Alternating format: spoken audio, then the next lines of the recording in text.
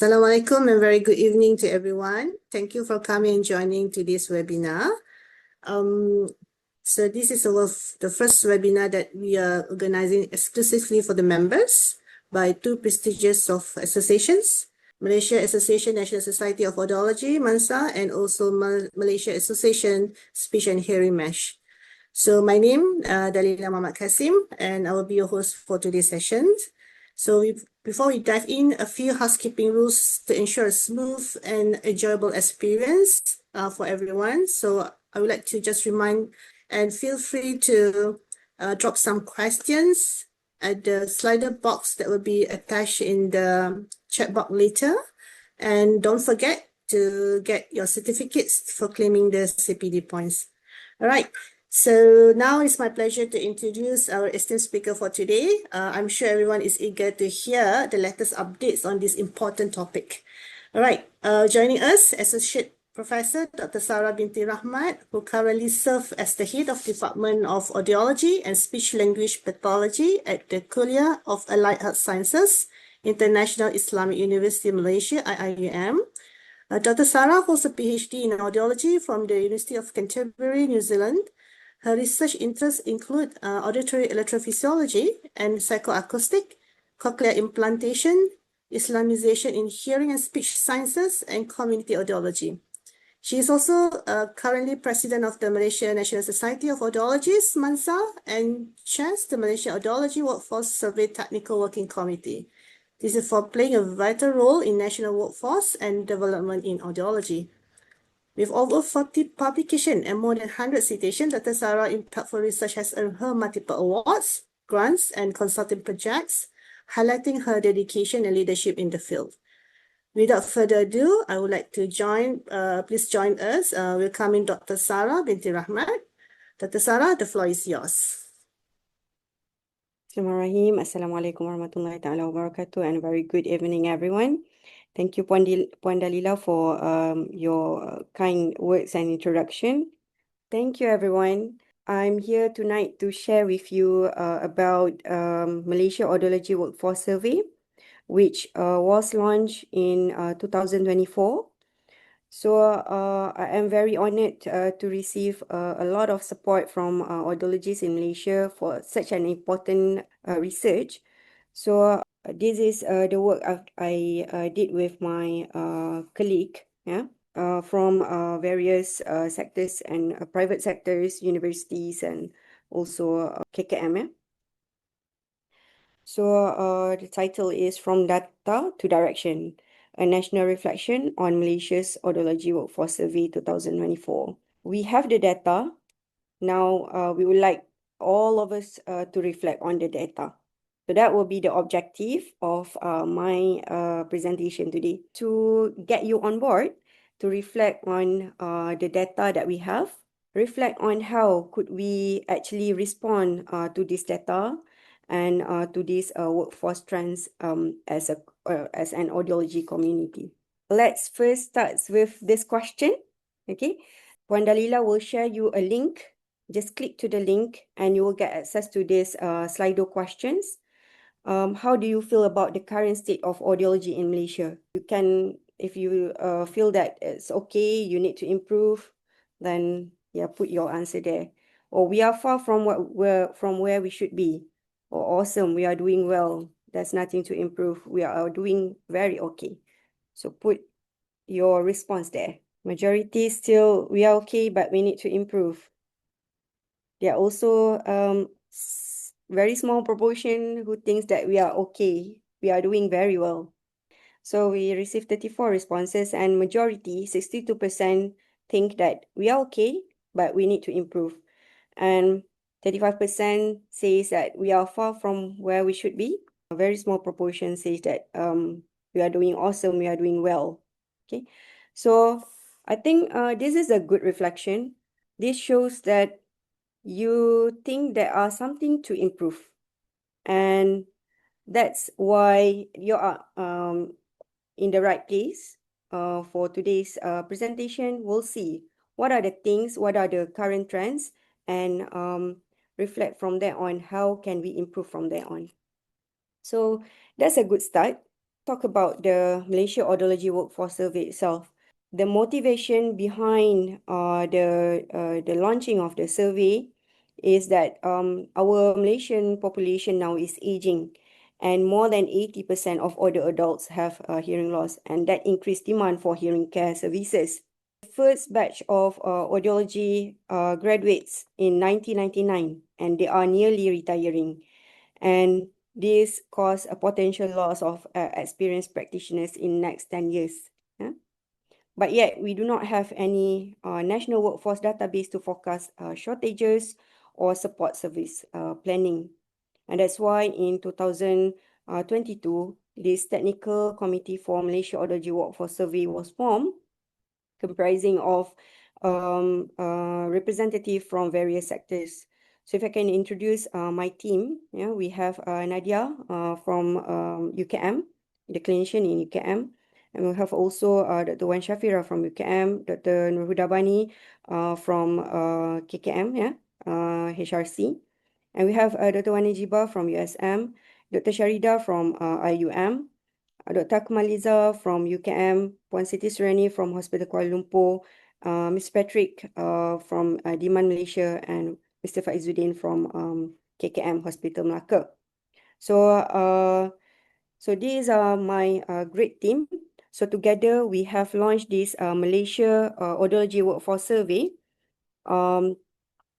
with the aim to establish a comprehensive database for the audiology workforce profile in Malaysia. What do we do is we conduct a cross-sectional study, which in 3 phases. For the first phase, we develop the survey, and then we validate the survey in terms of the content and also face validity, and pilot the survey, and then we distribute to you all for the pilot testing. And thank you to Malaysian audiologists, you've answered the survey. And now here we are now. There are 7 key areas in the survey. So mainly demographic, qualification, employment, workload, career development, professional support, employment factors. And this survey consists of 110 items with multiple choice with a combination of formats. It use adaptive skip logic. So meaning that if you answer one questions, you might be directed to another questions, and some of the questions, if you answer certain answer option, the form will make you skip another questions. And we finally get around 401 final sample. Yeah, we actually get more than 401, but there are sample that we need to remove due to some inclusion criteria that is not met. And for example, there's some data bias there. So the clean responses is the final responses were 401 samples. And this survey involved audiology graduates based in Malaysia. So whether you're working as audiologists or in other roles or self-employed or unemployed, all of these people can answer the survey. So we conducted the survey from July 15 to September 10, around 2 months. Yeah. And we analyzed the data. Yeah. For the quantitative data, we analyze through IBM SPSS, yeah? Mainly for descriptive analysis, and for qualitative data, we do thematic analysis. For tonight's presentation, there are 4 areas that will be discussed. Yeah? Actually, I've presented these findings in MASCO in May. But I was given like 10 minutes to present, so everything is cramped. So tonight I have about 1 hour. So bear with me. I can spend a bit more time to discuss all these findings in a bit more detail. But of course, I could not capture all the findings because there are a lot of findings. But I will highlight the important one. Okay. So let's go to profile of audiology landscape. Mainly, our workforce is dominated by female, okay, and majority are Malay, followed by Chinese and Indian. And the largest age group is between 30 to 39, yeah, with a mean age of 33 years old. Yeah. So quite young, but not too young. Okay, the distribution of age. And for education, most of the participants holds bachelor degree, yeah, and were trained locally, and a few holding postgraduate qualification and overseas qualification. On employment status, yeah, a positive trend was seen, yeah. So 93.8% are employed and are employed in audiology related job. These employed include self-employment lah, okay. And only 4.1% are employed, but for non-audiology related job. And 2.2% are unemployed. Yeah. From this data, we can actually calculate our attrition rate.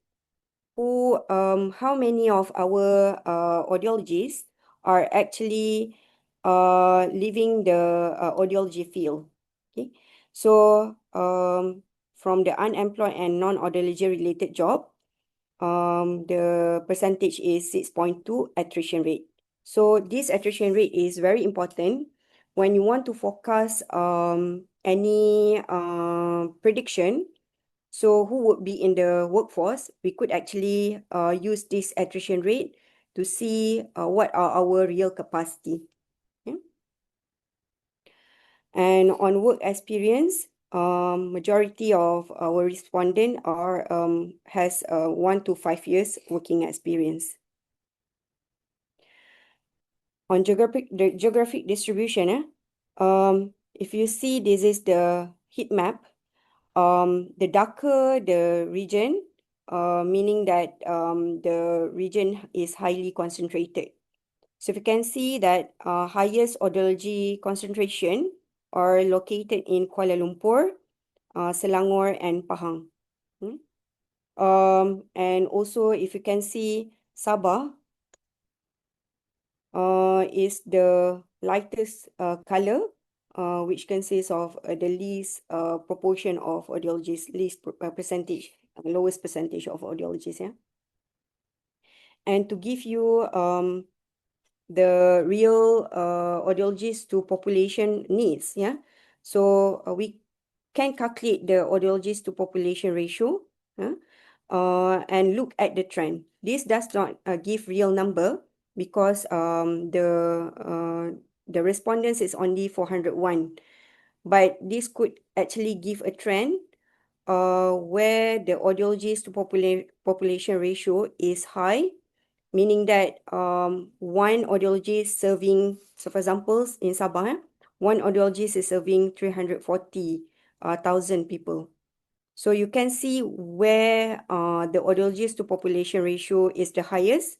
And in this case, Sabah, yes, having highest ratio and require prioritized intervention. And surprisingly, Kuala Lumpur, Putrajaya, Putrajaya, although the number of audiologists is not that high, but because of the small population, the audiologist to population ratio is very small. One audiologist is serving about 15,000 population. So Putrajaya and Kuala Lumpur has the ratio close to developed countries. And from our data, we do not have any respondent from Labuan. Okay. So although we can see the trend, not the real audiologist to population ratio from this data, but we can actually calculate the estimation of audiologist to population ratio based on the MAWS data. So how do I do it? So for example, I got this data from 3 local uni, UKM, IUM, and USM. So we have now in 2025 about 918 graduates. So thank you, Dr. Alau, Dr. Alauddin, Dr. Najibah, for sharing the numbers with me. So And then estimated overseas Bachelor of Audiology graduates is about 0.5. So we add up the number. So we have a total Bachelor of Audiology graduates in Malaysia, about 923, including local and overseas. Yeah? And minus that attrition rate that I mentioned just now. So minus 6.2%, which who are unemployed or employed in non-audiology related job. So we get an estimate of graduates who are currently practicing about 865, yeah? And divided by that total Malaysia population from Department of Statistics of Malaysia, the estimated audiologists to population ratio in Malaysia as of 2025 is 1 to 39,554. So is this ratio okay or not? This question is a huge question. I will explain to you at the later of the presentation. So how the MAWS committee reflect on this data and propose an ideal audiologist to population ratio. So we might not need a ratio like a developing country, 1 to 10,000 population. But the question really, how do we optimize this 1 to about 40,000 population ratio using our capacity and using technology to get an optimum service to deliver an optimum service to our patient. Yeah. Okay. On role and work setting, majority of audiology have work as clinical audiologists. So the clinical rules dominates the profession. And on work setting, so we can see private hospitals, hearing aid centers, and government hospital are the predominant setting. On workload profile, most audiologists work between 40 to 49 hours per week, but there are also other audiologists who are very workaholic, who work 80 or more hours per week, yeah? But they are a minority. So this trend shows that we are okay. We are not overworked. So in average, we are okay. So this is a good trend. On monthly task allocation, okay. So like to see which tasks are commonly performed among audiologists in Malaysia. So if you can see the darker blue color shows almost all the time. And from this data, the clinical service are the one performed by all audiologists almost all the time. So these are our core tasks. Although research is important, but it receive less emphasis lah from audiologists in Malaysia. So probably for something needs to be done. And on salary profile, yeah, if you can see, majority of audiologists receive salary between 3,000 to 5,000. Yeah, 3,001 to 5,000. These are the majority income range. Yeah, here. And we are interested to see how does the salary among our fresh graduates looks like. Yeah. So I extract the data from the graduates graduated in 2023, 2024, and majority of them earns between 2,001 to 4,000. So if you compare the salary earned by the fresh graduates is actually about within the same range as the majority of the respondent. So what does this mean? It shows that there are possibility of salary stagnation in our workforce. So this is something that needs to be carefully considered and needs to be carefully highlighted and advocated for our profession. And because of that, I would like to see whether due to that range of salary, that salary profile, whether audiologists in Malaysia are looking for secondary audiology related job. But the trend does not shows that such trend lah. So a majority of the respondent do not have audiology secondary related job. So only a very small proportion. So among those who have secondary audiology related job, so we analyze their salary profile, and majority of them earns less than 500 for the secondary job.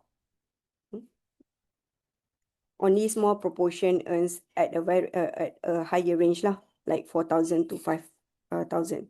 Moving on to professional development, looking at expertise trends. We ask the respondents to indicate their area of expertise. So majority of the respondents indicate that they have expertise in hearing amplification, pediatrics, geriatrics, and oral rehabilitation. And very few indicates specialization in hearing screening, speech test audiology, and electrophysiology and auditory processing disorders. And there are also small proportion indicates no expertise, about 7.2. But the rest indicates they have some expertise areas.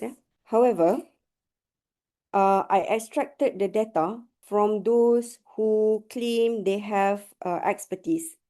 So for those who self-declared their expertise, 81.7% do not have any professional certification or postgraduate qualification. Only 18.3 have certification, professional certification or postgraduate certification.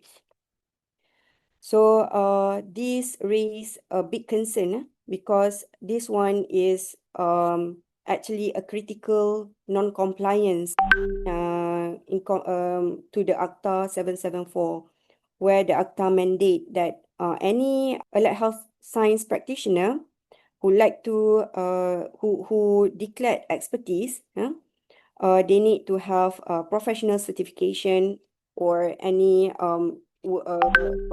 professional certification acknowledged by acknowledged institution. So this is something that we need to ponder upon. And when we look at the distribution of audiology expertise according to state, so if you can see, I divide this table into high expertise with the darker turquoise color, absent of expertise in white color. So if you can see, and these are the total expertise reported according to the state. If you can see that states with highest number of expertise is Kuala Lumpur, Selangor, and Pahang. Hopefully this data can give some overview on how you would like to plan your career development among yourself or for your staff under your supervision. And we asked about preferred training area, and a majority of our respondents says that they prefer training in oral rehabilitation, auditory processing disorders, tinnitus, and vestibular. This could give you some idea if you, say for example, you are an academy or you would like to organize any certification program or any training program. So this might be the area that you might want to focus on. However, we should not actually neglect the area that receive least preference, such as counseling, speech perception test, electrophysiology, because this area shows that there are lack of awareness on the importance of these clinical tools among audiologists. This should be given attention to. Okay. Okay, so let's move on to career development. Okay, so we asked about salary increment. Okay, so salary increment according to work setting. Yeah. So if you can see, the turquoise color is they receive the salary annually. Okay, and the very striking pink is that they never receive any salary increment. Okay, so good thing is, the positive thing is that most of the respondent receive annual salary increment. Okay, so that is a good trend. So at least we know that there are some work incentive, yeah, for our audiology in Malaysia. However, there are also other work settings, few work settings where some respondent reported rarely or never receive salary increment. So this include academic institutions, hearing aid centers, private hospitals, government hospitals, rehab center, facility school, university hospital clinic, and audiology center. But this data needs to be treated with caution. So one of the possibility that these respondent reported never receive salary increment might be because they still new into the workforce. They are a junior audiologist. So, but this could give the idea on how we could improve in the future. So regarding the promotion, yeah, so most respondents have never been promoted or only promoted once. So this is a very striking findings lah to me. Yeah? Given that the majority of the respondents is coming from the age range of 30 to 39, so we might question why majority of our respondents never get promoted. Okay, and this shows the trend of our career development in Malaysia. So we explore the frequency of promotion according to academic qualification. If you can see, the darker blue receive the higher frequency of promotion, more than 3 times, and the light pink shows they never get any promotion. So what are the trends that we can see here is that as your qualification gets higher, you have higher chances of being promoted. So more frequent promotions are linked to higher academic qualification.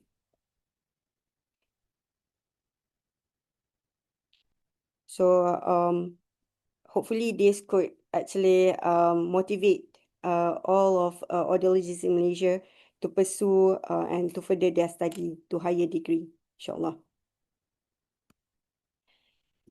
And we look into frequency of promotion according to work setting. Okay, same as the previous graph. The darker blue shows higher promotion frequency, and the lighter pink, no promotions at all. So you can see these are among the work setting where some respondents reported never being promoted. So they are rehab center or facility, private clinic, private hospital, PK, hearing aid center, pharmaceutical, audiology center, university hospital or clinic, academic institution, government hospital, manufacturer and manufacturer. Okay. And on retirement trend, we'd like to see the proportion of our audiologists who will be retiring. What are their retirement trend? So You can see the striking pink shows the proportion of audiologists who will be retiring in next 10 years. So I think these are the data that we should be focusing on and should be giving our attention on. So for those who are retiring in next coming 10 years, so these are among the work settings where the upcoming retirement in less 10 years is expected.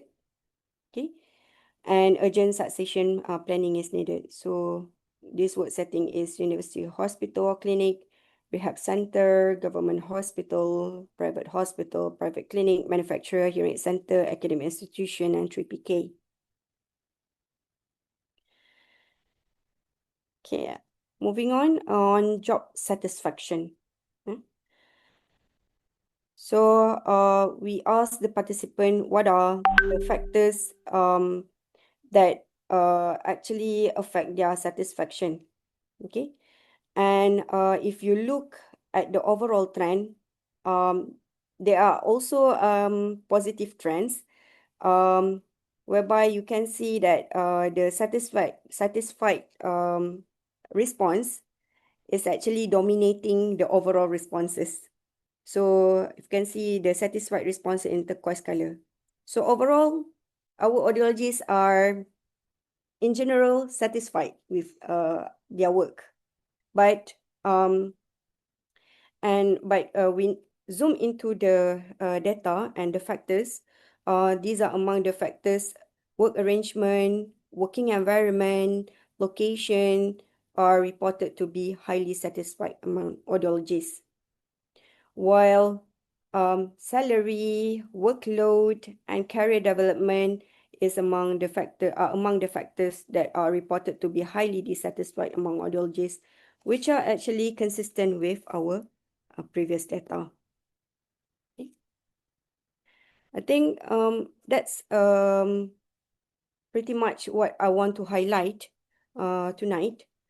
But before we conclude, so Puan Dalila, can you share the second link?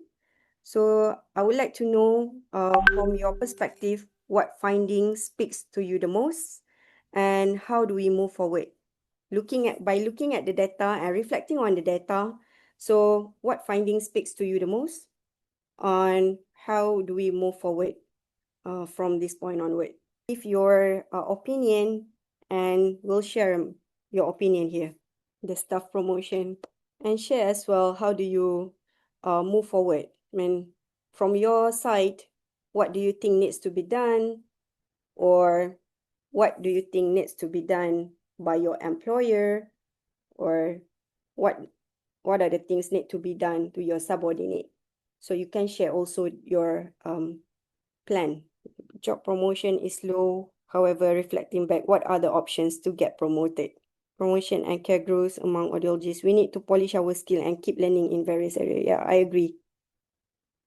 Audiologist to population ratio. Number of respondents who are saying that they are specialized but do not have proper qualification to back it. How do we establish specialization certification locally, as the ones available now are only foreign institutes? Very good questions. Something to reflect on. I'm not going to give you the answer, but I would like all of us to reflect on the data and see how should we move forward. What certification are recognized? Clinical expertise, maybe we need micro-credentialing programs offered by experts in the field. In return, we get career growth. Yes, good. More certificates for professional from academic institution. Yes, go. I think maybe a sub-analysis can be done on the academic part of the job. It seems the size of company can reflect the increment. Yeah, I agree. I think we need to put special enforcement for training and development. Yeah. So currently, I think our ACTA, our council, is getting the effort to get the people to register first. And after that, we can reinforce on specialization and training and practicing certificates. How to get specialization in some of the area that we often do mostly in the clinic. Hearing aid, counseling, hearing screening, very good questions. Very good questions. We'll reflect on that one after this, okay? Need to increase the expertise at other states too. Yeah, I agree. If Dr. Aziani is here or any other bosses are here, so yeah, probably these are among the things that we should be put an effort to. How far are we from other allied health professionals? Good reflection as well. Promotions depend on structure of the company for a career path. Private practice where you have to do everything, there's no promotion available. Okay. I found the ratio of audiologists to population and the specialization interests are somehow interesting. This is rather exciting new findings. I would like to know how we would do with this data. Where will MAWS bring all this data? I'll answer that shortly.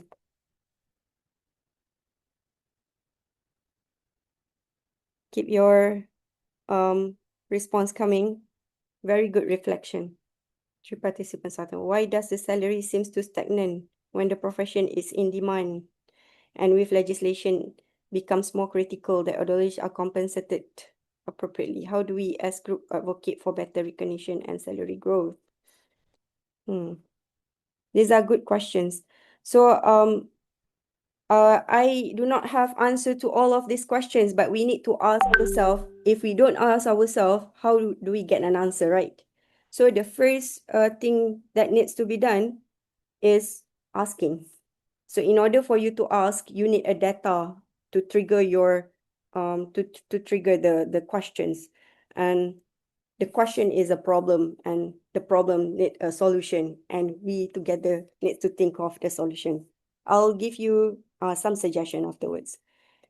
We need to highlight the stakeholder, the urgency of training, the audiologist to be specialized in the specialization area. Audiologist is also a critical professional that in need, not just medical doctors. Very good. Agree, 100%. Better way for job promotion, recognition, motivation, expand the profession. Yep. Agree.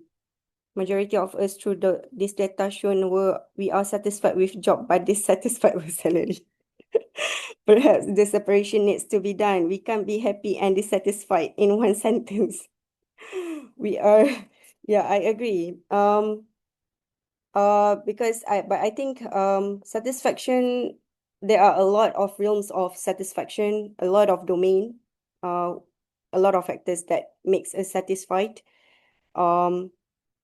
Yeah, we are generally okay with our job nature, but we demand something higher for our salary. That's what I can conclude. Okay, let's wait for another one or two responses, then we'll move on. Yeah, you can continue responding because I will compile this and I will reflect on your reflection. Probably I will also share somewhere if you don't mind. Probably in AIM or MASH or MANSA platform. Keep the response coming. One last one. I will read one last one. Okay, the workload and salary in private centers do not correlate. Okay, you have to do everything, including administrative tasks and marketing, but get paid very little. Yeah, these are among the things probably the things that we need to advocate and fight for. So yeah, continue typing. Don't worry. But I will move on. Okay, thank you for your response. Thank you for sharing your opinions, sharing your thoughts. Okay, so these are your reflection. I appreciate it so much, meaning that you are reflecting on the data. That's the most important thing. And I think the objective of the presentation is met lah. Okay, so thank you all. Okay, so moving forward, I would like to summarize the key takeaways from our findings and suggest some action plan forward. Okay. So the first one is on workforce distribution and access. So the major loophole we see was that audiologists are concentrated in urban areas and there are risks of rural service gaps, especially in Sabah and Sarawak. So I would like to propose a broader outreach and encourage stronger collaboration across public and private sectors. We know that if we like to depend just on the government hospitals, we might not be able to cater the whole population. If you can see, if you realize that when I presented about the work setting, the majority of the workforce is actually dominated by private sectors and also the government sector. So if we could actually collaborate and work hand in hand to deliver the best care possible, that would be a very much ideal solution. And on career development and progression, there are limited promotions and the upcoming retirements require a very urgent succession planning. Yeah. So I propose that we strengthen our career pathway in every sector, university setting, private setting, government. I think, university, I think the career pathway is a bit more clear. You need to perform and certain requirement in order for you to get promoted. But I'm not sure about the private setting and also the government setup. Yeah. And we need to introduce mentorship and also succession planning. As for salary and work condition, from the data, we can see that the salaries remain stagnant. Majority of audiologists are dissatisfied with the pay, workload, and growth opportunity, career growth opportunity. So we need to advocate for salary review, okay? So and fair workload and diversification. So for example, offer more flexible job nature where audiologists can look for secondary job and locum opportunities. And last one is professional standards and certification. So there are expertise and certification compliance gap with ATA 774. So we need to develop a certification pathway in priority areas, yeah, and promote professional compliance. Okay. So I suggest all of this action plan, but the big question is who should take the action? So who should take the action, yeah? So I propose all of these people, including audiologists. So policymakers need to develop a structured framework to address all of these key issue and structured action. So the employers need to give opportunity for the employee to grow. Professional bodies need to work on empowerment and clear standards.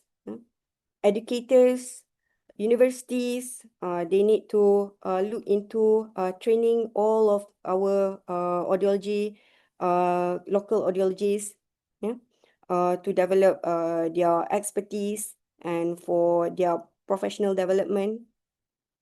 Professional associations like MANSA or MASH can play advocacy role.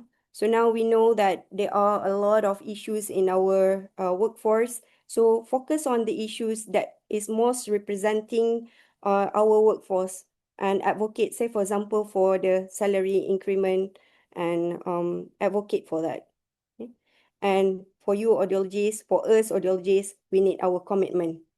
As simple as filling out any surveys so that because if say for example you don't fill up the survey previously, so I and my team wouldn't have the access to the data, and then we could not derive a good conclusion based on the data. And also this commitment for continuous learning and for your own professional growth. So it needs time.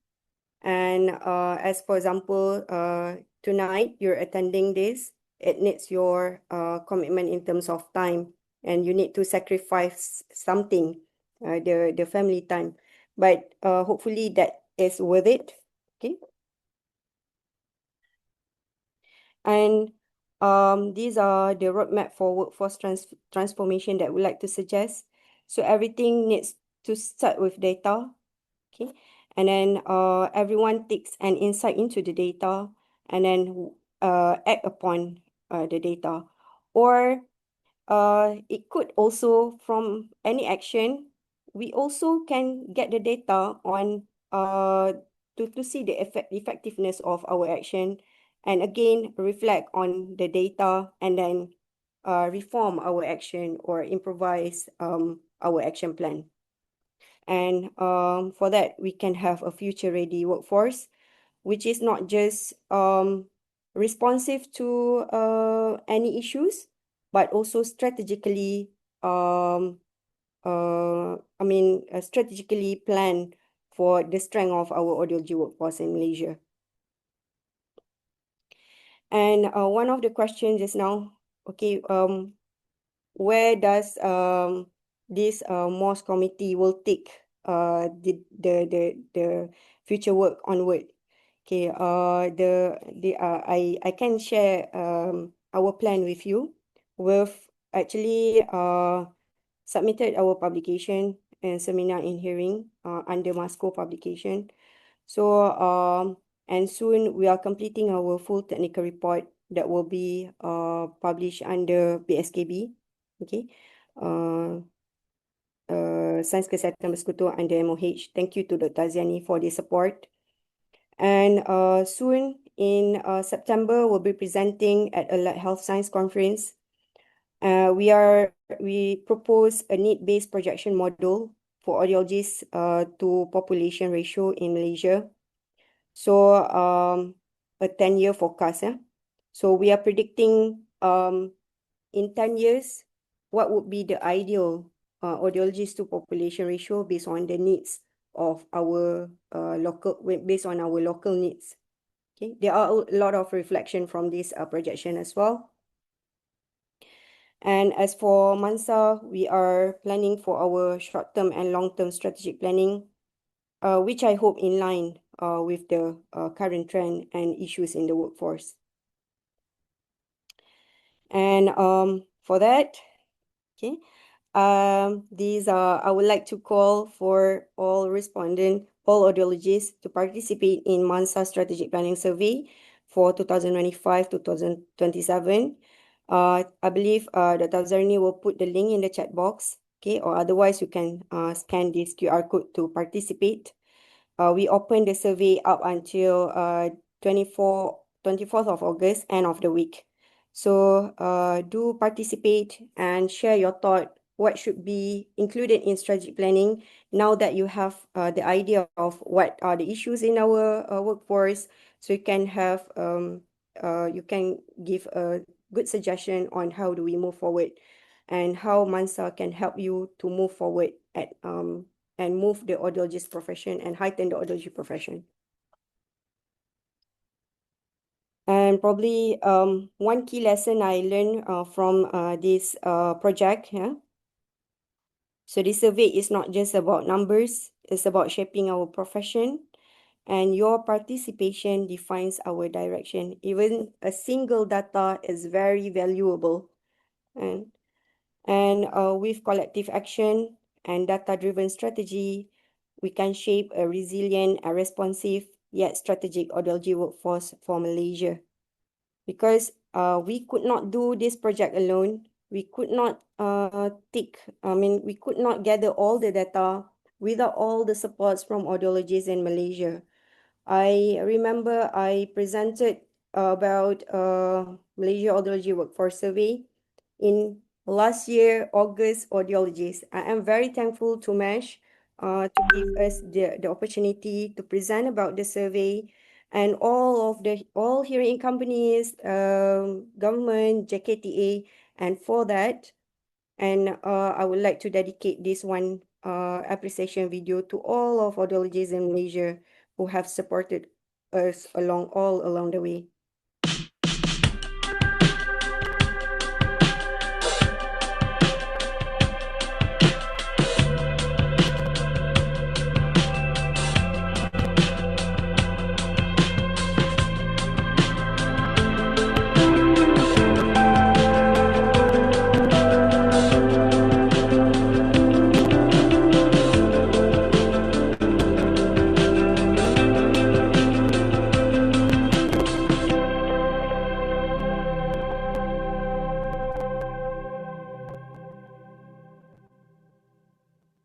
For that, I thank you.